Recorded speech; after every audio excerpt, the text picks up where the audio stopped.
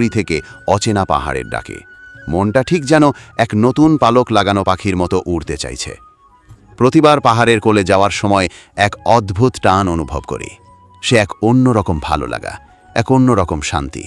শহরের কোলাহল আর ব্যস্ততা ছেড়ে যখন সবুজের বুক চিরে আঁকা বাঁকা পথ ধরে এগিয়ে চলি, তখন মনে হয় যেন নিজের ভেতরের সব ক্লান্তি আর দুশ্চিন্তা কখন যে ঝাপসা হয়ে মিলিয়ে যায় টেরও পাই না।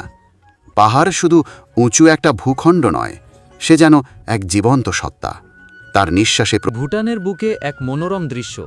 শান্ত নদী বয়ে চলেছে আপন ছন্দে, আর তার ওপর দাঁড়িয়ে আছে এক সুন্দর সেতু। চারপাশে মাথা উঁচু করে দাঁড়িয়ে আছে পূর্ণ পাহাড়ের সারি। প্রকৃতির এই অপার সৌন্দর্য মন ভরিয়ে তোলে। ভুটানের বুকে দাঁড়িয়ে এই পবিত্র ভূমির নিঃশ্বাসে মিশে আছি। মাথার উপরে অনন্ত নীল আকাশ, আর পায়ের নিচে সবুজের গালিচা। সূর্যের আলো যেন আজ তার সমস্ত তেজ নিয়ে নেমে এসেছে। প্রতিটি পর্বত শৃঙ্গ, প্রতিটি উপত্যকাকে উদ্ভাসিত করে তুলছে। চোখ ধাঁধানো এই আলোর মাঝে তাকানো কঠিন, কিন্তু এই অপার সৌন্দর্য মন ভরে অনুভব করা যায়। এ যেন এক স্বর্গীয় অভিজ্ঞতা, যেখানে প্রকৃতির মহিমা আর আধ্যাত্মিক শান্তি একাকার হয়ে যায়। ভুটান, তুমি সত্যিই অপরূপা। ভুটানের স্থাপত্য সত্যিই অসাধারণ। এটি হিমালয়ের কোলে অবস্থিত একটি ছোট্ট দেশ, যেখানে প্রকৃতির সাথে ঐতিহ্যের এক দারুণ মিশেল দেখা যায়। ওদের ঘরবাড়িগুলো দেখলেই মন ভরে যায়। ভুটানের বাড়িঘরের বিশেষত্ব হল এগুলি মূলত কাঠ এবং পাথর দিয়ে তৈরি। প্রতিটি বাড়ির নকশায় একটি নির্দিষ্ট শৈলী অনুসরণ করা হয়, যা শত শত বছর ধরে চলে আসছে।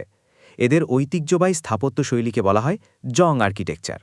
বাড়ির বাইরের দিকটা সাধারণত খুব সুন্দর কারুকার্য এবং উজ্জ্বল রং দিয়ে সাজানো থাকে। জানালা এবং দরজার চারপাশে কাঠের নকশা আর দেওয়ালে আঁকা থাকে বিভিন্ন ধর্মীয় মোটিভ, লেখাটা আমি আপনার ভয়েসে পড়ে ড্রাগন, শোনাচ্ছি। পদ্মফুল। কি সুন্দর এই গেট! ভুটান এবং ভারতের স্থাপত্য আর স্থাপত্যের এক দারুণ মিশেল দেখতে পাচ্ছি এখানে। এই গেট দিয়ে যখন আমরা ভুটানে প্রবেশ করি, তখন মনে হয় যেন অন্য জগতে চলে এসেছি।